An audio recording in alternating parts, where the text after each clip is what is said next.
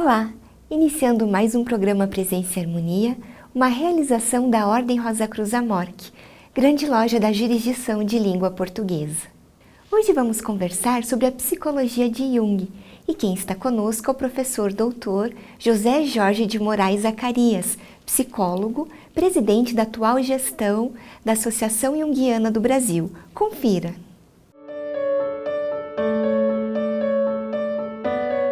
Professor Zacarias, bem-vindo ao programa Presença e Harmonia e muito obrigada por aceitar o nosso convite. Obrigado. Professor, quais são as diferenças entre psicologias da consciência e psicologias profundas? A psicologia da consciência é um caminho ou uma abordagem dentro da psicologia que tem sua origem na filosofia de Aristóteles.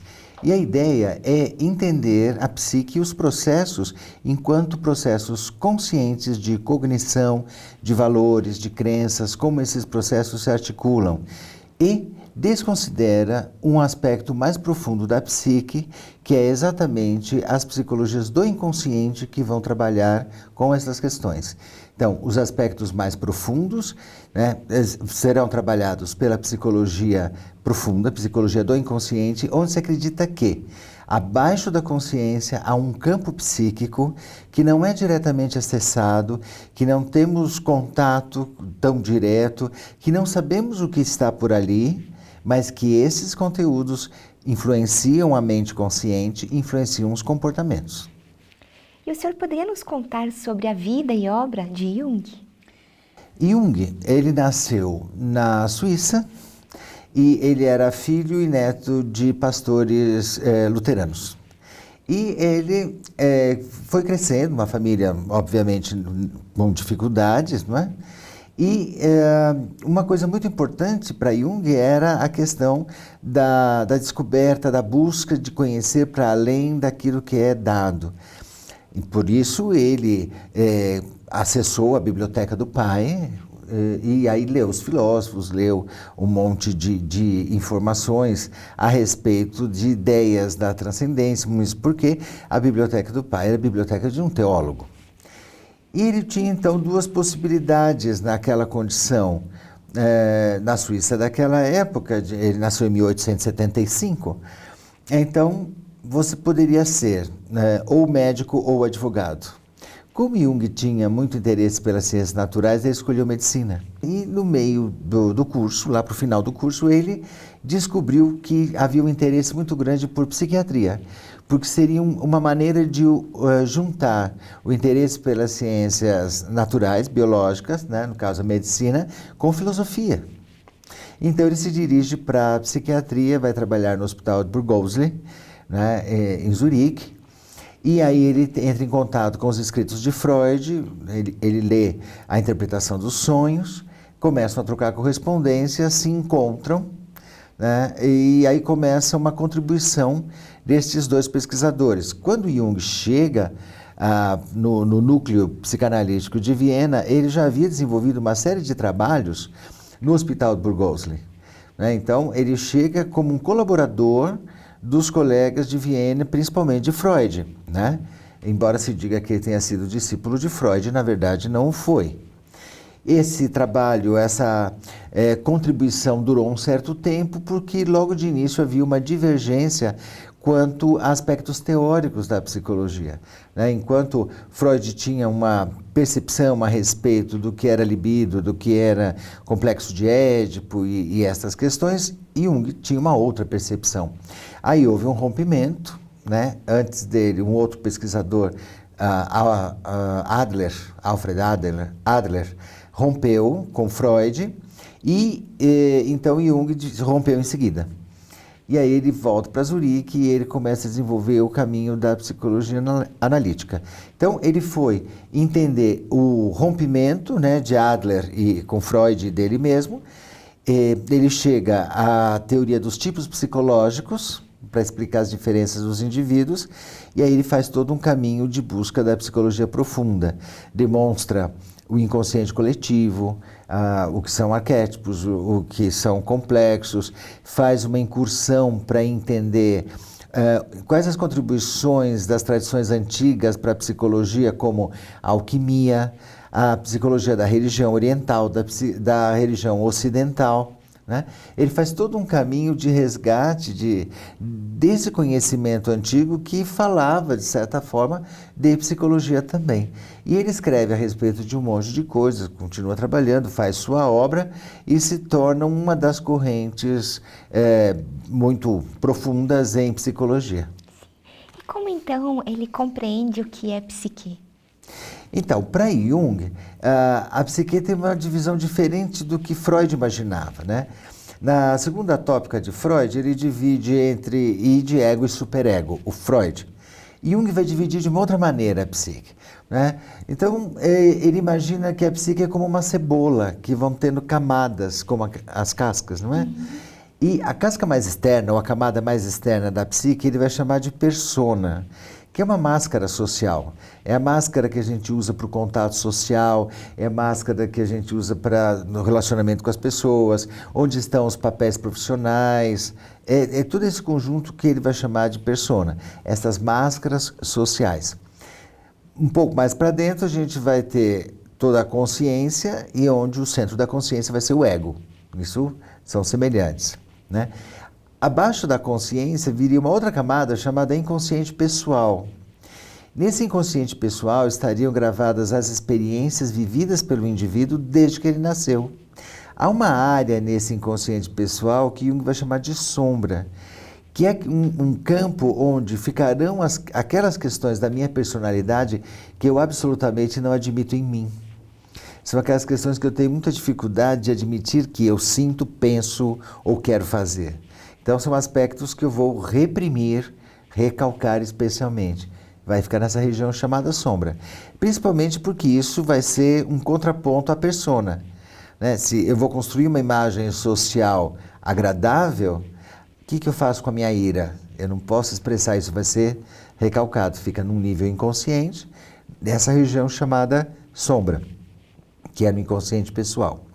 Ainda nesse inconsciente vai ter os complexos, que é um conjunto de experiências que a gente tem que se agrupam por temas emocionais. Por exemplo, um complexo materno, complexo paterno, complexo do herói, complexo de inferioridade. Então, a gente tem esses complexos, né? Fazendo uma espécie de fronteira entre esse inconsciente pessoal e o que está mais abaixo, que é o inconsciente coletivo, aí a gente tem o conjunto de ânima e ânimos, porque Jung entende que a psique é bissexual. Então, se, por exemplo, no meu caso, o aspecto masculino está associado ao ego, meu aspecto feminino vai ficar no inconsciente como uma espécie de um anjo, a alma, um condutor, e em tradições antigas era chamada soror, essa alma interna, né? No caso da mulher, então no seu caso, associado ao teu ego fica o aspecto feminino e o teu aspecto masculino vai ficar no inconsciente como um guia, um mentor, um irmão, o fráter, aquele que vai caminhar com você e fazer o diálogo com o mundo mais espiritual. Sim. Né? Mais espiritual, estou dizendo aqui inconsciente mais profundo. Abaixo disso, então, vem o inconsciente coletivo, que é povoado por arquétipos. E o que seriam arquétipos? Arquétipos são formas sem conteúdo que expressam as experiências básicas da humanidade. Essas experiências básicas ou esses arquétipos se expressam pela história através das imagens dos deuses, nos mitos, nos contos de fadas, nas grandes religiões. Por exemplo, grandes experiências humanas como nascer, morrer, pai, mãe, doença, cura, são experiências que todos nós temos. Então, essas experiências constituem uma forma, né, da experiência, só que para cada época, em cada cultura, em cada momento, o conteúdo da forma é atualizado, né? Um exemplo para isso, se a gente pegar o arquétipo do herói, né, para um grego, a gente pode pensar em Hércules, né? Mas na atualidade a gente pode pensar no Neo de Matrix, A mesma ideia está presente, só que muda a configuração, aqui é uma coisa super moderna, lá era o grego, era outra história e tal, mas a ideia é a mesma. Essa é o pensamento que define o que é arquétipo, né? Então você tem uma estrutura básica, só que ela muda de conteúdo dependendo da época que se expressa. E esses conteúdos estão em todos nós. Então, inconsciente coletivo, os mesmos conteúdos que estão no meu inconsciente coletivo estão nos teus. Na verdade, é a mesma coisa. Né? Agora, o inconsciente pessoal é que é diferente, porque a tua vida você viveu, a minha eu. Mas do coletivo, não. Então, é quase como se eu dissesse, nós temos diferenças de vida como indivíduos, numa família, num contexto cultural, social e tal, mas enquanto humanos, enquanto espécie, nós somos absolutamente iguais. Né? Isso cria uma irmandade entre todos, afinal de contas, né, somos da mesma espécie. E no centro disso a gente vai encontrar o que Jung chamou de self, ou si mesmo, né? O self é um centro organizador da psique como um todo, né? E ele se expressa geralmente em imagens do sagrado. Então, imagens de transcendência, de carga energética muito grande, uma grande emoção, né? Isso é muito visto quando as pessoas narram de experiências com o divino, com o sagrado, né? Uma das imagens mais simples do self é aquela figura do yin yang, a roda de Tao. Você tem o escuro, o claro unificado numa totalidade. A ideia do self é a união dos opostos, é o todo, é o pleno, é o completo, né? Então, essa é a ideia de self. Uma imagem de self é o sol, né? O sol alado, o sol com asas, é uma grande imagem de self também. E o que foi, então, a psicologia analítica desenvolvida por Jung? Ela foi uma nova percepção do que é a psicologia profunda, né?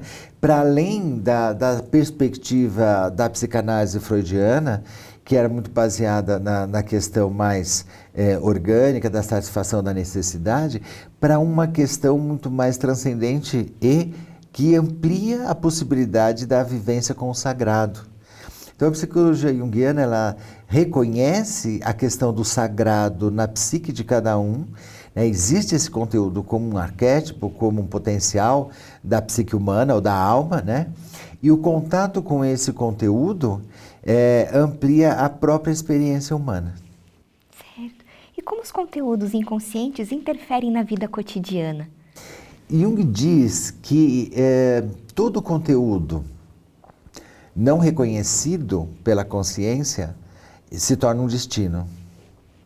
Então, vamos imaginar que você tenha um conteúdo, né, no inconsciente, você não sabe que ele está lá, mas ele vai atuar como um programa, né? Um programa autônomo. E ele vai te colocar numa situação, sem que você escolha, sem que você perceba, você se coloca numa situação onde você cumpre o script daquele programa. Você vai cumprir aquilo que aquele conteúdo que está no inconsciente está determinando para você. Por exemplo, você tem um programa de se colocar em risco. Vamos imaginar uma coisa simples, né? Sem você perceber, uma noite que você está voltando para casa, você vai por caminhos perigosos, sem ter percebido. Quando você se dá conta, você já está naquele lugar e já está em risco. Mas havia um programa que dizia, você vai passar essa situação, você tem que ir para o caminho de risco.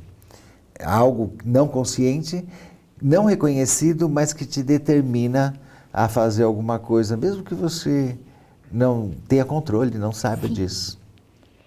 E o que são os tipos psicológicos e sua utilidade nos relacionamentos?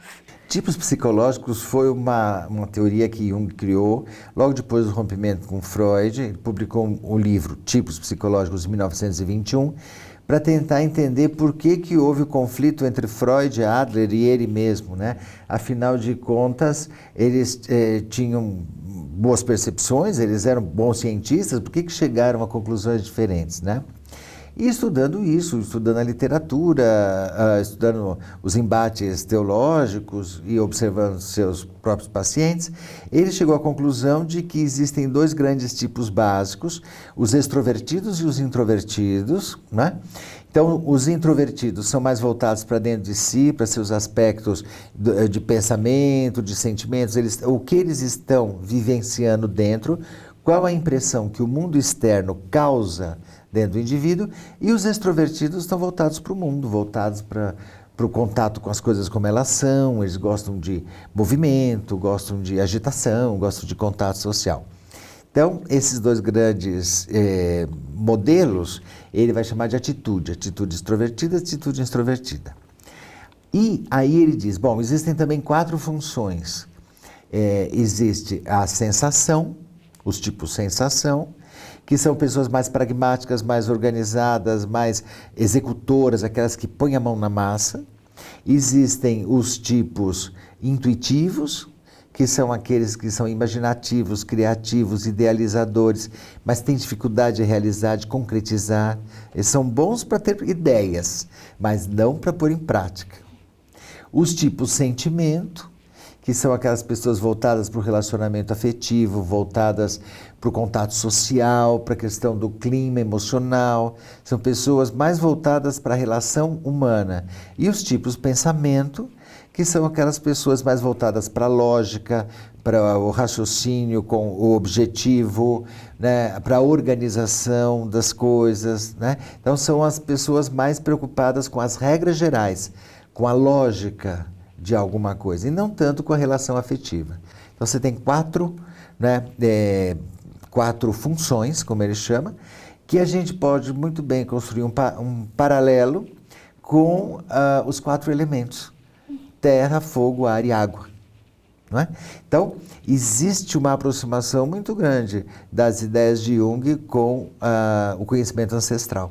E os 4 elementos constituem as 4 funções. E, professor, qual que é o conceito de libido para o Jung? Libido é energia psíquica para Jung, né?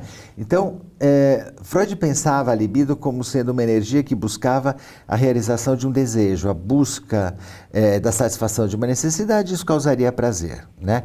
Por isso que tem a conotação de sexualidade na libido, mas não no sentido de sexualidade como conhecemos hoje, mas no sentido de prazer, e pode ser um copo d'água quando está com sede. Já para Jung, a libido é como energia elétrica. Então, a energia psíquica pode ir em busca do prazer, pode ir em busca do poder, pode ir em busca das artes, da estética, pode ir em busca do conhecimento, pode ir em busca da experiência religiosa. Ela é multifacetada. Então, é uma energia. Como é a eletricidade, ela pode acender uma lâmpada, ela pode mover um motor, ela pode aquecer uma resistência, ela pode te dar choque, ela pode fazer um monte de coisa. Então, a libido tem um conceito muito amplo dentro da psicologia analítica. Os sonhos, a gente fala, né? Tanto Freud quanto Jung escreveram sobre sonhos. Sim. Em relação ao Jung, qual que é a importância dos sonhos? O sonho é a comunicação do inconsciente para a consciência, não é? É uma espécie de e-mail que o inconsciente manda para a consciência e especialmente para o ego, né? Para o indivíduo. Na visão de Freud, as imagens do sonho, elas são deslocadas, distorcidas por causa do sensor, que não permite que se veja muita coisa. Na visão de Jung, não. As imagens do sonho são o que são, é exatamente aquilo que está apresentando. A dificuldade é que a linguagem do inconsciente é simbólica e não é a linguagem da consciência, né? A consciência trabalha com tempo, espaço e causalidade, né? Linear. Né? Então, num sonho, você pode estar, por exemplo, na sua casa, você mora aqui, não é? Você abre a tua janela, você vê a Torre Eiffel, qual o problema? Para o inconsciente, você pode ter essas misturas, não é? Ou você pode sonhar que pessoas que já faleceram há muito tempo estão vivas hoje te visitando. Então, tempo e espaço não existe no inconsciente. Agora, então esse inconsciente, com essa maneira de estruturar tão diferente da consciência, vai mandar informações. Manda informações de uma forma simbólica. O problema é ler o símbolo, né? Se a gente puder fazer um paralelo, muitas vezes olhar um símbolo é como ver uma parede com hieroglifos. O que está escrito ali? Né? Então precisa um tempo de elaboração para entender o que está escrito. Agora, o que está escrito não está disfarçado, está escrito exatamente o que o inconsciente quer dizer. O problema é que eu não sei ler de bate-pronto. Sim. E qual a definição, o professor até comentou, né, sobre o ânimos, a ânima e o self. Em especial, o senhor pode falar para nós sobre o ânimos e a ânima? Então, como eu disse, nós temos uma contraparte sexual na psique, não é? Então, se eu tenho aqui um ego que é masculino, a minha parte feminina vai ser a ânima, vai ser essa soror, como eu falei, essa irmã interna, que vai me conduzir para pensamentos, sentimentos que eu talvez não pensasse. Uma sutileza de percepção que só a mulher tem, só o feminino tem, que a gente não tem. A tendência masculina é ser muito pragmático, muito concreto, né? E o feminino tem uma sutileza que a gente muitas vezes não consegue perceber, né? Então, essa alma interna minha vai me trazer, seja em sonhos ou impressões, essa sutileza. Os artistas expressam muito essa ânima na famosa musa, a musa inspiradora. É aquela mulher apaixonante, fantástica, mas que ela não existe de fato, concretamente. Ela existe enquanto um símbolo, enquanto uma emoção, mas interna do indivíduo, né? Já para vocês, o ânimos vai trazer para vocês um senso mais pragmático, um senso mais lógico das coisas, que talvez vocês não tenham muito, né? Então, mas essa parte interna vai trazer isso e vai colocar para você essa praticidade necessária. Quando ocorre o apaixonamento, o que acontece? Essa minha soror interna, eu projeto em você, eu a vejo em você e me apaixono por você. Não é bem por você, é por essa imagem projetada, né? Tanto é, e você faz a mesma coisa. Sim. Né? Isso se você se apaixonar por mim. Aí, conforme vai passando o tempo, muitas vezes acontece num casal, chega um tempo que diz, mas eu não sabia que você era desse jeito. Por quê? Essa imagem voltou para dentro de mim, e aí eu estou vendo você como você realmente é. E talvez eu não goste. Né? Então acontece isso às vezes nos casamentos, não é? Que tem toda uma paixão no momento do casamento e depois fala, não, mas ela mudou depois do casamento. Não, não mudou. É você que está vendo de outra maneira. Agora você está vendo como ela realmente é. Sim. E não a projeção dessa musa, né, na mulher que você escolheu. Né? Então tem essas questões. E o self é a imagem do sagrado, é a imagem de Deus. Né? Muitas vezes as pessoas têm sonhos onde aparece uma imagem, aparece um símbolo qualquer, pode ser desde um círculo, o sol alado, pode ser uma estrela, né? São imagens, pode aparecer Cristo, pode aparecer Buda, uma luz, alguma coisa, uma voz, e a pessoa acorda transbordando tanto de emoção que é como se ela tivesse visto o céu. A impressão que a pessoa tem quando ela vem de um sonho desses é de maravilhamento, né? É muito maravilhoso, porque um dos conceitos de Deus, como um dos autores coloca, né? E é que Deus é maravilhoso e tremendo. Né? Rudolf Otto coloca esse termo. O sagrado, ou Deus, é maravilhoso e tremendo. Ao mesmo tempo que causa um maravilhamento muito grande, causa um temor. Né? Imagina que você está vendo uma erupção vulcânica perto do vulcão. É lindo aquilo. E o medo que dá, porque é muito poderoso, né? É muito intenso. Né? A gente corre o risco de ser destruído. Né? Apesar de lindo, dá medo também. Sim. Então, essa é a ideia quando a gente encontra com o sagrado. Né? É tão maravilhoso, ao mesmo tempo, é muito forte. E a pessoa, quando tem um sonho com uma imagem dessa de self, ela acorda num estado emocional intenso que dura semanas, inclusive. né? Que é como se a pessoa tivesse visto o divino, o sagrado. Seja que nome queira dar, tanto faz, mas é o sagrado. E como Jung vê a religião no processo de desenvolvimento psicológico do homem? A religião, ela expressa os conteúdos mais profundos da psique. Não é? Então, todos os grandes mitos, as grandes histórias que, na verdade, são processos da psique, processos do inconsciente, processos da vida, elas são expressas nas religiões. Então, os deuses representam fatos fundamentais da existência humana, né? E o contato com essas divindades no sentido simbólico ajuda a entender o processo, o que está acontecendo, né? Por exemplo, uma pessoa que sonha com Afrodite, Afrodite é a deusa da beleza e do amor. É muito intensa uma experiência dessa com uma deusa da beleza, né? Ou quando a pessoa sonha, sei lá, com Zeus, né? O todo-poderoso do Olimpo, né? Ou com Anubis, né? O encaminhador da morte, né? Você vai entrar para um processo do submundo a partir daí, né? Ou quando você sonha com Xangô, nas tradições de matriz africana. Então, todas essas divindades estão trazendo um conteúdo psicológico profundo que corresponde à vida humana e como que o indivíduo se posiciona frente àquela questão existencial, né? Além disso, o exercício de uma religiosidade facilita o contato com essas imagens, o contato com esses símbolos, facilita uma entrada dentro de si mesmo, um aprofundamento na própria psique. Então, Jung sempre dizia, é mais difícil tratar no consultório alguém que não tem uma religião do que alguém que tenha.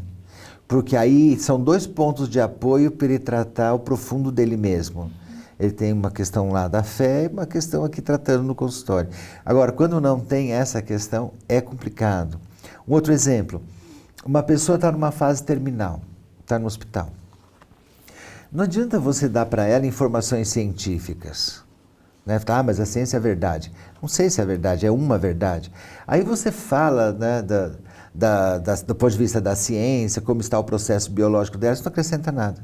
Agora, se você contar para essa pessoa um mito de transcendência, conta um mito, uma história de transcendência na alma.